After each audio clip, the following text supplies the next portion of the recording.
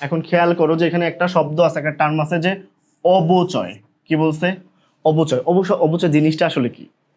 অবচয় জিনিসটা বলতে আমরা বুঝি যে, মনে করো যে ধরো তুমি হচ্ছে একটা সোফা কিনছো, এই মনে করো যে তোমার একটা সোফা, ঠিক আছে, এই সোফাটার দাম হচ্ছে মনে করো 10,000 টাকা দিয়ে তুমি কিনছিলা। হ্যাঁ, 10,000 টাকা দিয়ে তুমি কিনছো সোফাটা। এখন এটা কিনছিল কত সালে? 2024 সালে। আর এখন কত সাল ভাইয়া? 2026 সাল। তাইলে এই যে 2 বছরের একটা গ্যাপ তৈরি হয়েছে না? গ্যাপ তৈরি হয়েছে। তুমি ভাই একটা ফোন কিনলে 2 দিন পর সেল করতে গেলে তো ওটা দাম কমে যায়, তাহলে 2 বছরে দাম কমবে না? অবশ্যই কমবে। সো মনে করো এই সোফাটা তুমি এখন বিক্রি করতে গেলে কত সালে? 2026 সালে।